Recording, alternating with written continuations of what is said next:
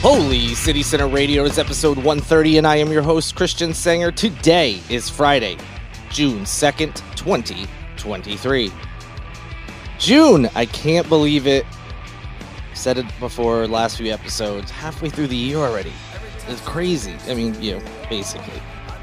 Just flying through and having a good time. I've got all sorts of fun stuff still to come this year, but more on that later. We just don't have enough time today. Too much news to get to before you start your weekend.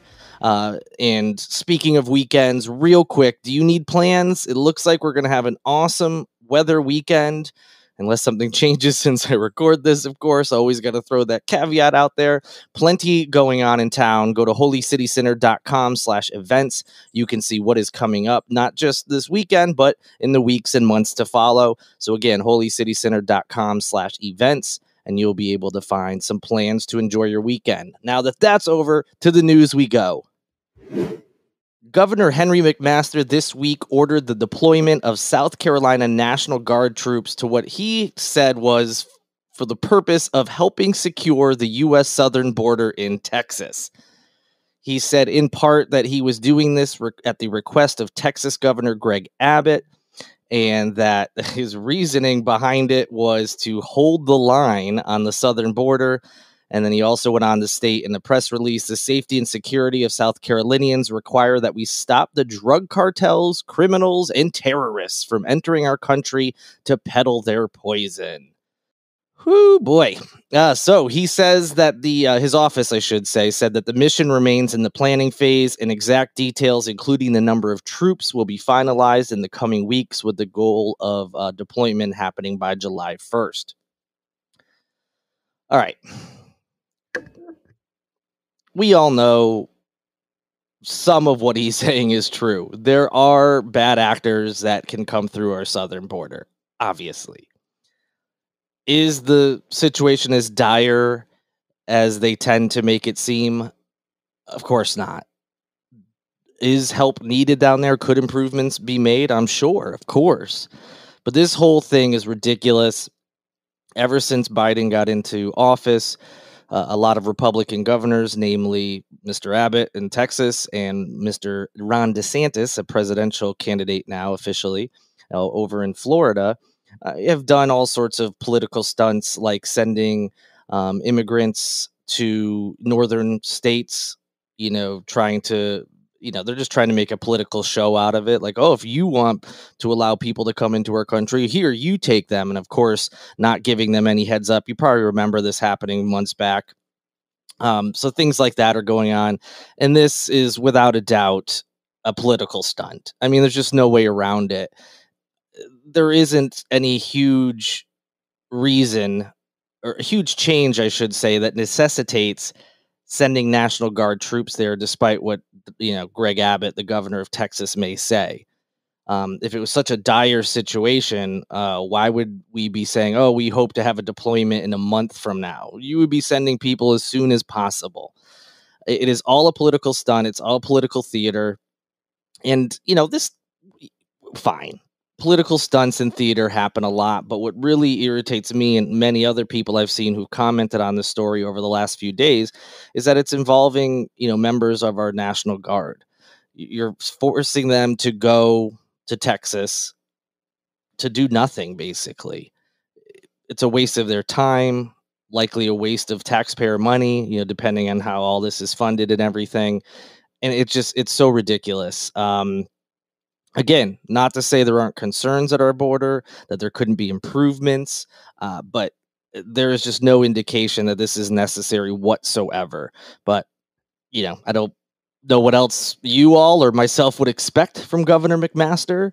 It's all political theater. He'll do whatever. We'll get, him some points with the extreme side of his base as well as some on the less extremes, because it's not like the immigration topic is something that the far right has, concocted. This has been around for a while, but just kind of gross that he would do that involving our National Guards and make a whole show out of it, sending out this press release, making sure everyone's aware of it, mentioning that he was doing this because Governor Abbott has requested it, as if, that lends any credibility to the situation whatsoever. But yeah, apparently by July 1st, some of our state's National Guard troops will be sent to Texas to do not a whole lot of anything, it would seem. A South Carolina gas station owner is accused of chasing a 14-year-old boy from his store and then fatally shooting him in the back. That gentleman made his first court appearance on Tuesday on a murder charge in the death of the child.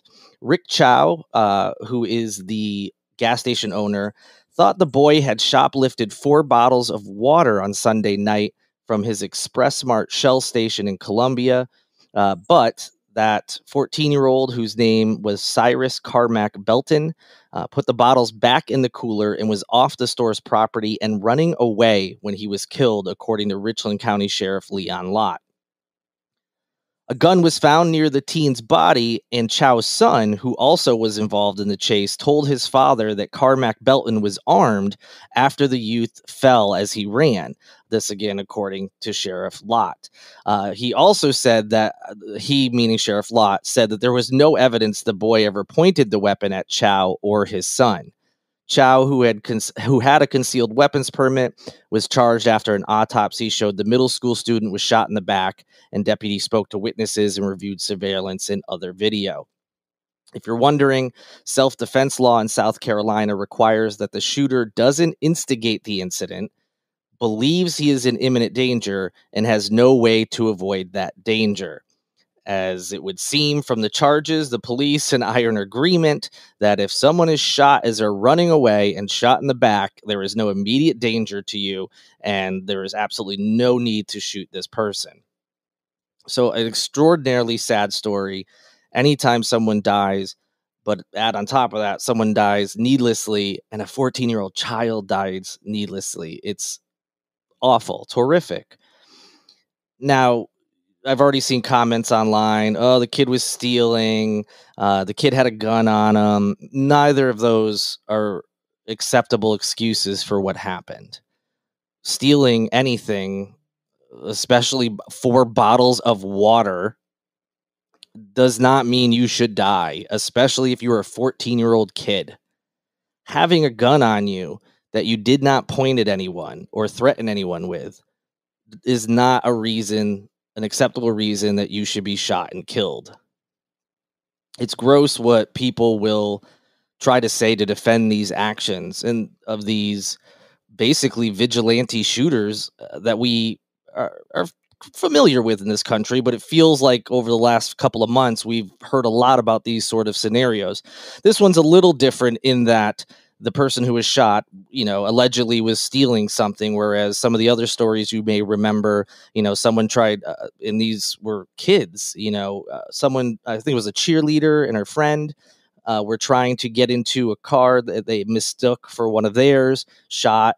A child was shot trying, accidentally knocking on the wrong door when looking for their siblings.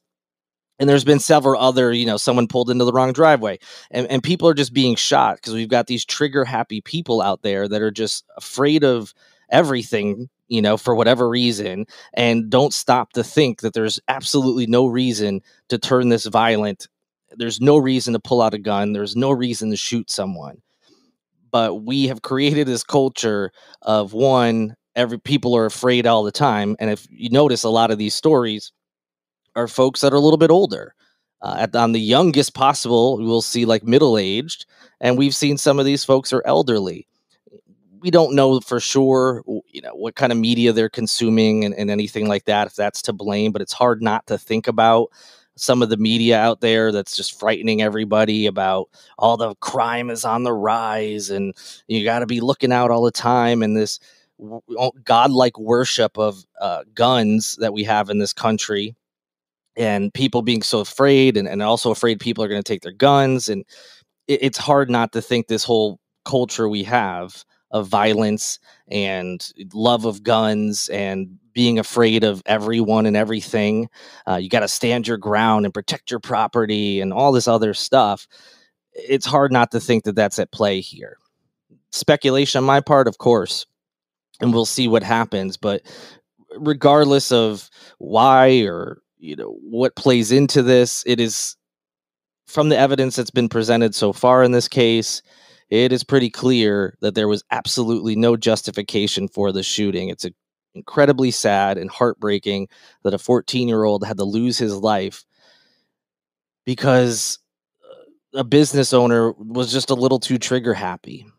And I get it as far as him being upset, him wanting to stop the person. It was his business, his livelihood, and whatever's being stolen from it is not okay. And obviously the teenager should not have done that. Again, not justification to be shot, but I get the anger and the inclination to maybe even want to chase the person, but there was just no reason to bring, at least from what we've seen and heard about this story, there's just no reason to bring violence into it. And as usual, it's shoot first, ask questions later. Well, we are talking about guns, and we might as well do this story next. Convicted murderer Alec Murdaugh, who, of course, you may remember, was convicted of shooting his wife and one of his sons, pleaded not guilty this past Wednesday after he was arraigned on 22 federal charges at the U.S. District Courthouse in downtown Charleston.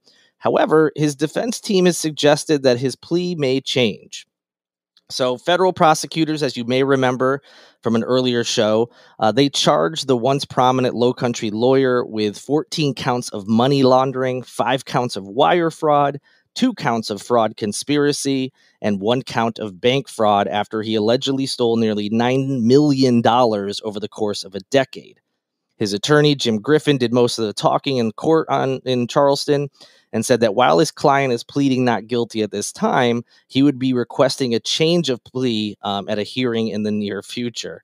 The Murdaugh defense team has said they expect to resolve these charges without going to trial and that their client is cooperating with federal agencies in the investigation. So why is he pleading not guilty? And then immediately his lawyers are saying, but we're probably going to change that. Why not just do that now? They didn't really give an explanation. His team, they didn't want to talk to the media after they said they do their talking in court, something to that effect. I don't know what the justification is. I don't have a background in law. I haven't seen anything from local news reports that would even hint at what this could possibly be. I'm sure there's some folks who are out there opining on what the legal strategy is here. I just haven't come across it yet, but these charges, you don't forget too, this comes after he was trying to say that he had made false claims about his former housekeeper's death, and that because he made those false claims that the insurance payout should have never been made. And it was, and because of that, they should go after that family and their lawyers to get the money back. It's just, every time you don't think this guy could sink lower, he does. And again, this isn't as egregious, a possible change in a plea as some of this other stuff we're talking about. But it's just another example of this circus and just this crazy situation where you just never know what's going to happen next, who's going to say what, who's going to do what. And this just adds another chapter to this insanely bizarre story. Did you know that at one point in the first half of the 20th century, nearly every single storefront on Upper King Street was occupied by a Jewish-owned business? And also, did you know many of those owners then made the second story of that business their permanent residence? Well, if you didn't, now you know. And how do I know that? And how do you now know that? By listening? Oh, it's all thanks to architectural historian Brittany Lavelle Tula, who, with support from the Charleston Jewish Federation and the Preservation Society of Charleston, is raising money to fund further research that it will take place regarding Upper King Street and its history. And all of this is in an effort to get that area of Upper King Street on the National Register of Historical Places. So really interesting when stuff like this happens. Someone looks into the history, and there's always little tidbits and things that are come out, but Lavelle Tula, rather, has been studying Upper King Street and discovered that the area was once a thriving business district that was known as Little Jerusalem. So it wasn't just finding little interesting tidbits of history. It's almost forgotten pretty significant portion of Charleston's history, that there was enough businesses and people in one area that it was known as Little Jerusalem. That means it's a pretty significant area of town. Anytime you get like a nickname or, especially if it's based on the types of businesses and the business owners in the area. So really interesting to see some of that research. And I encourage you to look at the link in the show notes to get the full story. So it wasn't just Jewish people in that area. Of course, there was also in that same little Jerusalem area, there were plenty of other people living and working in the area, including African American families, immigrant Jewish families, as we mentioned, Greek merchants, and Chinese immigrants, amongst others. But predominantly, most of the stores in that area were owned by Jewish people. Now, researchers will need about $120,000 to complete the project. This is according to the Charleston Jewish Federation's donation website. You can also find that link when you go to the show notes to see this story. That story includes a link to the donation website if you want to kick in some money and help out, continue this research, and perhaps ultimately get that section of Upper King Street listed on the National Register of Historic Places. And now we'll end with a bizarre story. Hopefully you'll get a little chuckle as you get into your weekend here in Charleston. Just days after one man was arrested for his role in stealing thousands of dollars worth of chicken breasts, a second man has also been charged, according to the Sumter County Sheriff's Office.